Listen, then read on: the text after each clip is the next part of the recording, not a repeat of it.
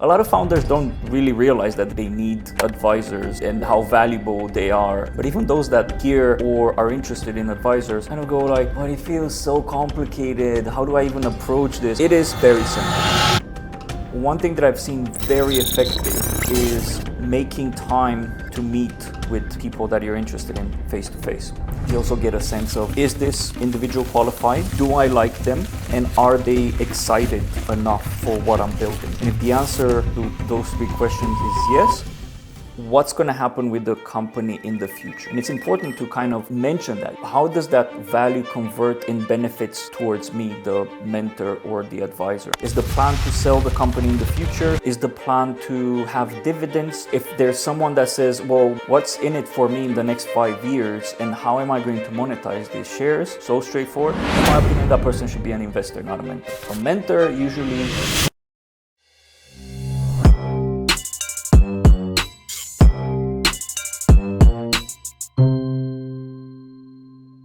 Original, when I was thinking about it, I was like, how did you do it in Jexo? When you were building Jexo, did you bring any advisors in to help you scale it? Because I've sort of been considering the idea of giving a piece of video like Pie to some key people that can really help us scale things out. But I'm not really sure how to frame it. It's like, would it be looking really for investors that want to have a stake and also be relevant to our growth, or maybe a board of advisors? So that's where my conundrum was. How do I frame this, and how do I incentivize these investors or people to bring them on correctly? I think it's more straightforward than you think, right? It can be a bit daunting and you might just leave it on the back burner, because I've done that, and many other founders that need help. A lot of founders don't really realize that they need advisors and how valuable they are. So they go at it alone. But it feels so complicated. How do I even approach this? You identify the key people that you want, that you feel like have an attraction towards what you're doing. Even if there's someone that has no idea what your business does or who you are, you want them as an advisor. You'd be surprised how many people are willing to sit down and have a conversation with you. And that's where it starts. It always starts with the conversation. Hey, I really like what you do. Have this company. Your knowledge and your experience is super valuable to me. No string attached, nothing. I just want to have a conversation with you, see what you think about my business. And book coffees with people, right? If they're around you in the same city and so on, you can book coffees and go out and meet in person and have face-to-face conversations. And if not, over Zoom is okay as well. But I would say that one thing that I've seen very effective is making time to meet with people that you're interested in face to face.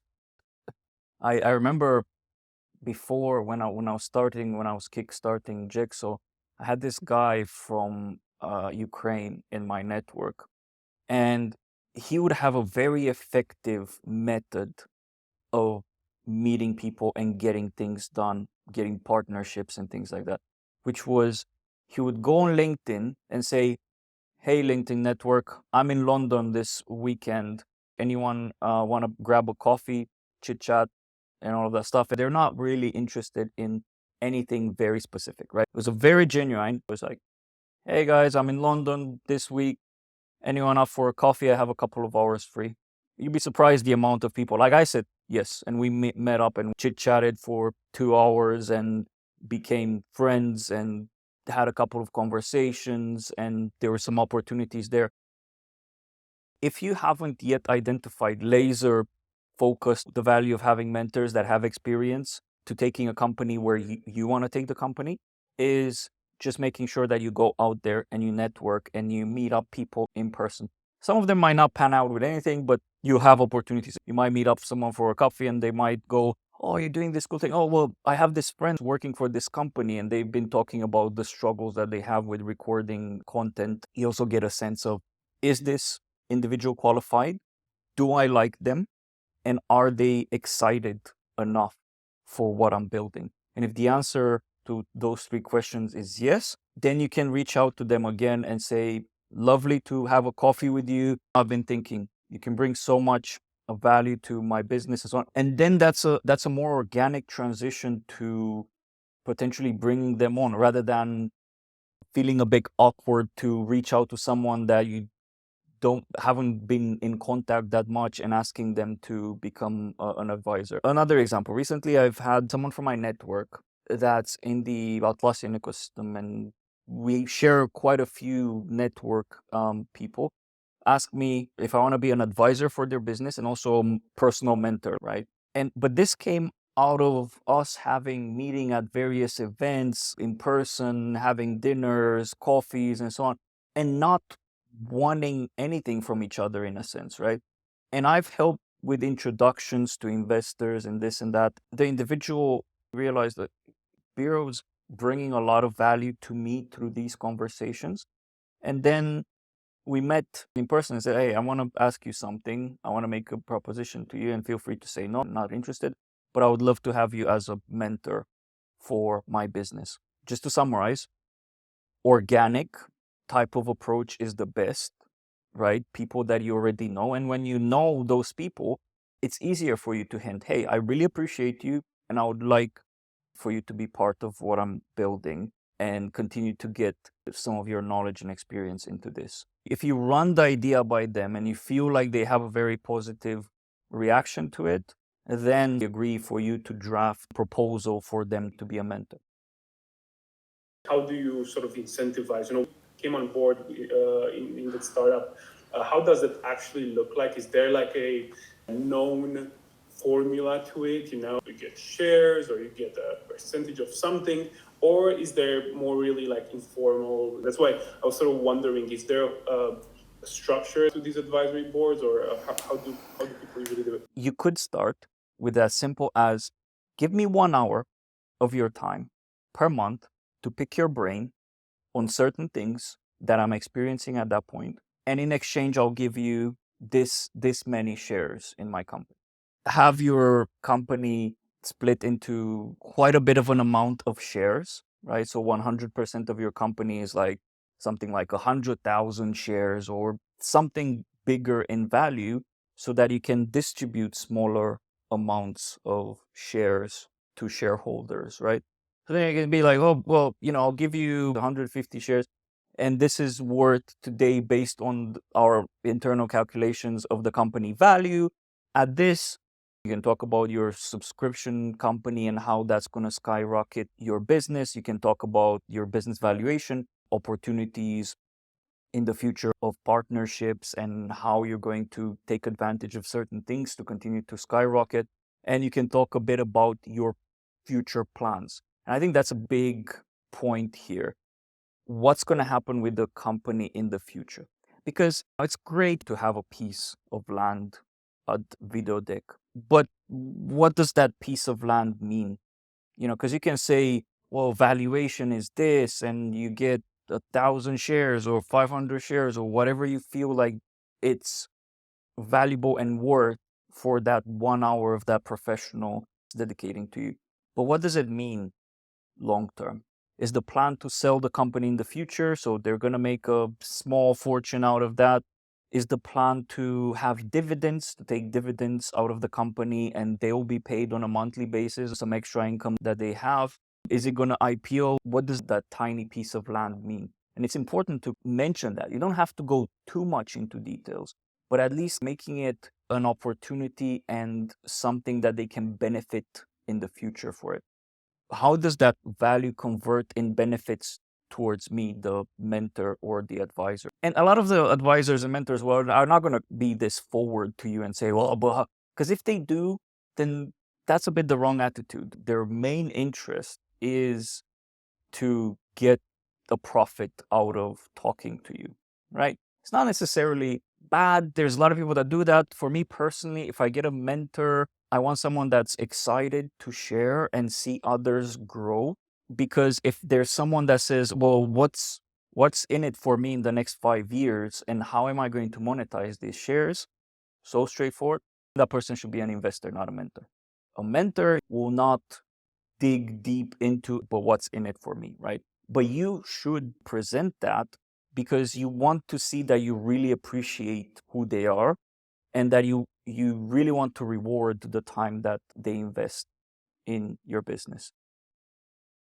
How much equity do I give? How do I quantify that? And the answer to that is not easy. You can basically say, how much time and energy do I put in this company? How much time does Helena put in this company? Other shareholders, how much time and energy and effort do they put in the company? And what's the value of that? What's our level of knowledge and expertise and experience? And this person coming in, how much time and energy and effort will they put in? But there's also an asterisk on that, because this person has a lot of knowledge and experience, which can accelerate some of your doings, right?